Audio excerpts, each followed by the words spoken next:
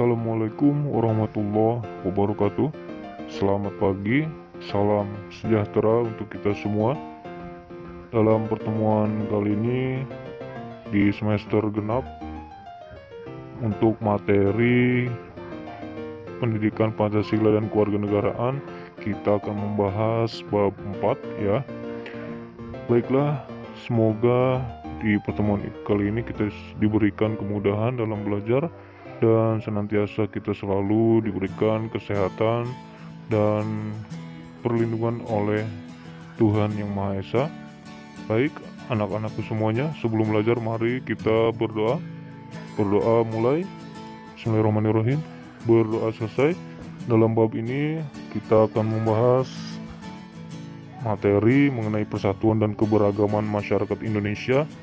Dalam materi ini tujuan pembelajarannya adalah kita bersyukur atas persatuan dalam keberagaman masyarakat Indonesia secara adil sebagai anugerah ciptaan Tuhan Yang Maha Esa, dan kita harus memahami dan mengidentifikasi permasalahan mengenai keberagaman dalam masyarakat Indonesia, kemudian melaksanakan tanggung jawab dalam melaksanakan keberagaman. Nah, di sini dalam persatuan keberagaman masyarakat Indonesia, tentu di lingkungan kita dimanapun kita berada, pasti kita akan merasakan perbedaan di setiap baik itu di lingkungan masyarakat ataupun lingkungan keluarga. Nah, di sini coba kita perhatikan lingkungan sekitar kita, ya, lingkungan rumah kita, apakah masih ada hidup di lingkungan masyarakat yang berbeda. Nah, keberagaman ini adalah seperti isyarat, ya, adanya suatu persatuan. Dari perbedaan persatuan ini menjadi hal yang sangat penting bagi bangsa Indonesia dan tidak dapat dirubah oleh siapapun. Keberagaman masyarakat Indonesia dalam bingkai Bhinneka Tunggal Ika. Nah, di sini ada sebuah kalimat, aku cinta Indonesia. Nah, kalimat ini harus selalu kita gaungkan sebagai warga negara Indonesia. Kalimat tersebut bukan hanya slogan saja, tapi harus dibuktikan dalam kehidupan sehari-hari. Sebagai warga negara yang baik, kita tidak perlu mencari-cari alasan mengapa kita harus mencintai dan menjunjung tinggi Indonesia. Hal tersebut karena mencintai dan menjunjung tinggi negara itu adalah sudah menjadi kewajiban kita sebagai warga negara Indonesia. Bersyukur kepada Tuhan Yang Maha Esa, apalagi dalam diri kita terdapat kecintaan kepada negara yang semakin hari semakin besar. Karena itu semua merupakan anugerah dari Tuhan Yang Maha Esa, anugerah yang paling besar.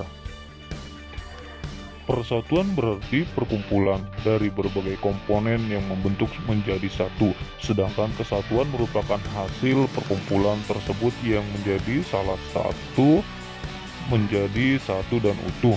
Maka kesatuan erat hubungannya dengan keutuhan.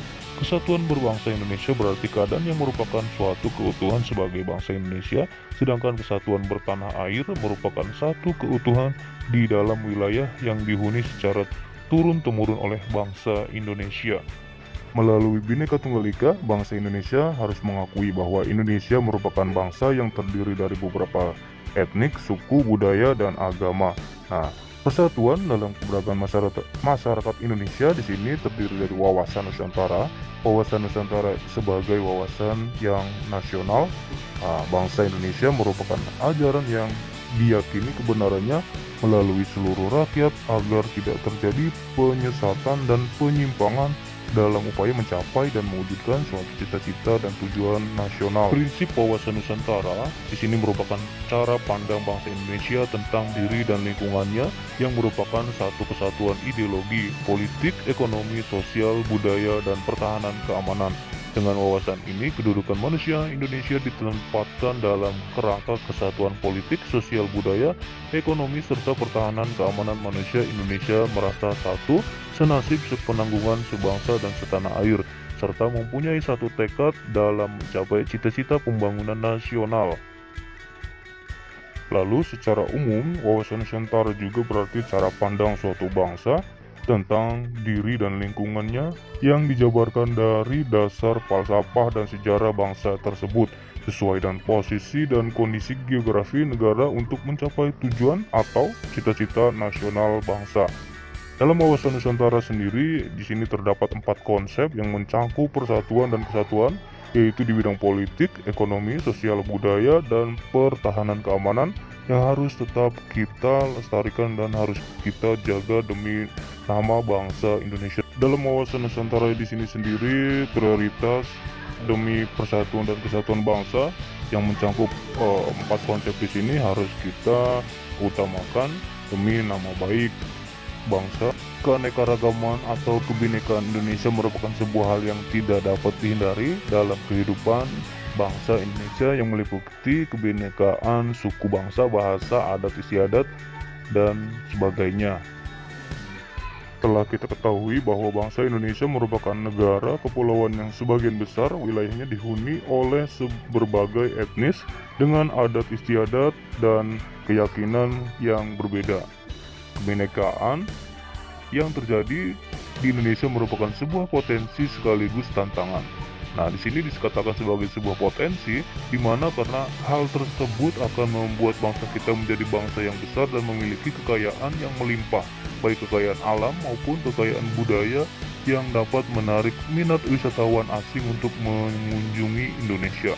Kebinekaan ini adalah merupakan sebuah tantangan, bahkan ancaman, karena dengan adanya kebinekaan dapat mudah membuat penduduk Indonesia berbeda pendapat dan lepas kendali, mudah tumbuhnya perasaan kedaerahan yang amat sempit yang sewaktu-waktu dapat menjadi ledakan yang akan mengancam integrasi nasional atau persatuan dan kesatuan bangsa.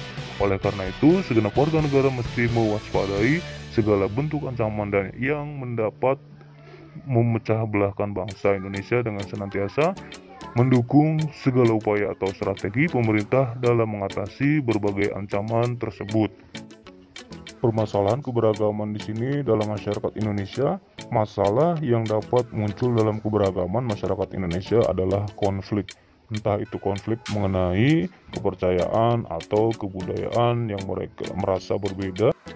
Untuk menghindari konflik yang terjadi, mari kita satukan persatuan dalam keberagaman masyarakat Indonesia, ya, yang memiliki arti yang sangat penting dan harus dipahami oleh setiap warga negara agar dapat mewujudkan kehidupan yang serasi, selaras, dan seimbang, serta mempererat hubungan kekeluargaan antar warga masyarakat sehingga segala perbedaan yang ada tidak menjadi sumber masalah.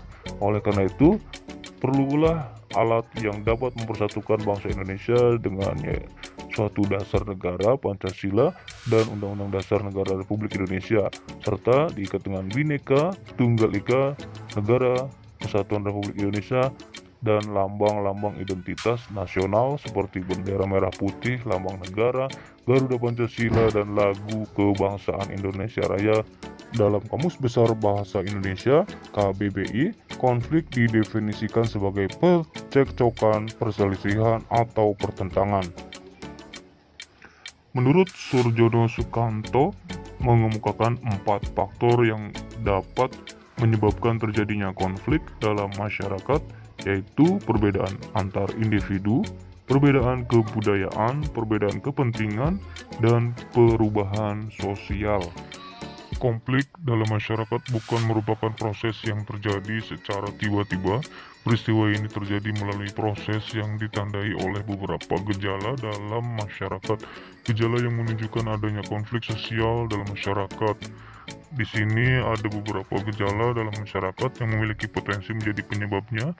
Yang pertama adalah primordialisme yang berlebihan, etnosentrisme, diskriminatif, stereotipe, fanatisme, dan eksklusivisme. Konflik yang terjadi dalam masyarakat sering kali disebabkan oleh banyak faktor, sehingga konflik yang terjadi bersifat kompleks atau rumit. Sebagai contoh, pertentangan pelajar di sekolah dapat disebabkan karena letak sekolah, persoalan pribadi antar siswa, kejenuhan di sekolah, pengaruh orang di luar sekolah, dan lainnya. Menurut Surjono Sukanto, menyebutkan 5 bentuk khusus konflik atau pertentangan yang terjadi dalam masyarakat. Kelima bentuk konflik ini bertentangan. Yang pertama adalah konflik pribadi, konflik rasial, konflik antara kelas-kelas sosial, konflik politik, dan konflik internasional. Konflik dalam masyarakat bukan merupakan proses yang terjadi secara tiba-tiba. Peristiwa ini terjadi melalui proses yang terjadi oleh beberapa gejala dalam masyarakat. Terjadinya konflik dapat menimbulkan sejumlah hal, antara lain yang pertama adalah perpecahan dalam masyarakat, kerugian harta, benda, dan korban manusia, kehancuran nilai-nilai dan norma yang ada, perubahan kepribadian, serta dominasi. Penyebab konflik dalam masyarakat bukan merupakan proses yang terjadi secara tiba-tiba. Ini juga salah satu peristiwa terjadi melalui proses yang ditandai oleh beberapa gejala yang ada di masyarakat, seperti tidak adanya persamaan pandangan antar kelompok, kemudian norma-norma sosial tidak berfungsi dengan baik sebagai alat mencapai tujuan. Adanya pertentangan norma-norma dalam masyarakat sehingga menimbulkan kebingungan bagi masyarakat. Kemudian juga ada sanksi terhadap pelanggar atas norma yang tidak tegas atau lemah. Tindakan anggota masyarakat sudah tidak lagi sesuai dengan norma yang ada. Terjadi proses disosiatif, yaitu proses yang mengarah pada persaingan tidak sehat, tindakan kontroversial, dan pertentangan atau konflik. Adapun beberapa gejala dalam masyarakat yang memiliki potensi untuk menjadi penyebab konflik di sini, diantaranya gejala menguatnya etnosentrisme kelompok, yaitu berasal dari kata etnos, berarti suku, sedangkan esentrisme berarti titik pusat. Lalu demikian, memiliki arti perasaan kelompok di sini, di mana kelompok merasa dirinya paling baik, paling benar, paling hebat, sehingga mengukur kelompok lain dengan nilai dan norma kelompoknya sendiri. Sikap etnosentrisme juga di sini tidak hanya terdapat dalam kelompok suku, namun juga terdapat dalam kelompok-kelompok lainnya, seperti para pelajar, partai politik, pendukung tim sepak bola, dan sebagainya. Nah, perkelahian pelajar terkadang disebabkan oleh sikap kelompoknya merasa lebih baik, lebih kuat dari kelompok yang lainnya. Upaya untuk menyelesaikan masalah yang muncul dalam keberagaman masyarakat Indonesia, memberikan jaminan perlindungan hak-hak setiap warga negara, merupakan salah satu upaya preventif untuk menyelesaikan masalah yang muncul dalam keberagaman di masyarakat. Upaya keberagaman budaya di satu sisi memberikan peran penting bagi bangsa dan masyarakat besar seperti di Indonesia. Tentu saja hal tersebut dapat terjadi apabila keberagaman budaya tersebut dikelola dengan tepat. Bagaimana bila tidak dikelola dengan tepat, malapetakalah yang akan melanda. Hampir semua negara yang penduduknya heterogen seperti India dan Filipina, termasuk Indonesia, setiap saat dapat terjadi konflik bernuansa sara terhadap suku, agama, ras, dan antar golongan.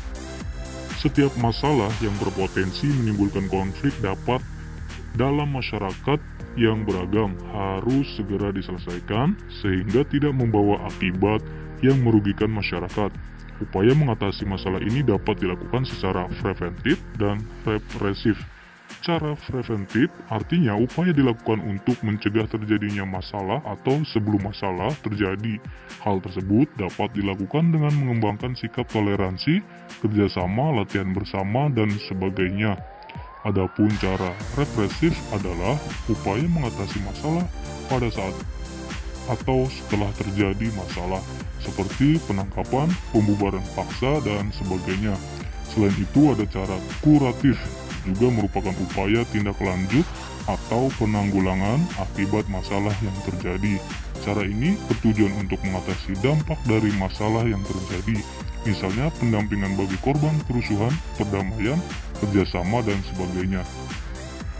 Sikap menghargai dan menghormati keanekaragaman suku, bangsa, dan budaya dapat kamu terapkan melalui berbagai cara. Misalnya, tidak menjelekan suku bangsa sendiri, tidak menjelek-jelekan suku bangsa lain.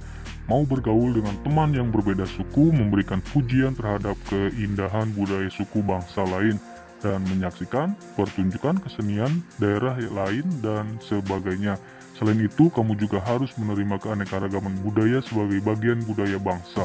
Misalnya dengan mempelajari kesenian daerah lain, jika hal ini kamu lakukan berarti kamu telah menunjukkan sikap menerima keanekaragaman budaya bangsa. Dengan bersikap seperti itu, kamu telah menghargai, menghormati, dan menerima keanekaragaman budaya sehingga pada akhirnya kerukunan antar suku bangsa akan tetap terjaga. Terima kasih untuk pertemuan kali ini. Semoga pelajaran ini akan memberikan kemanfaatan untuk kita semua. Akhirul kalam, wassalamualaikum warahmatullahi wabarakatuh.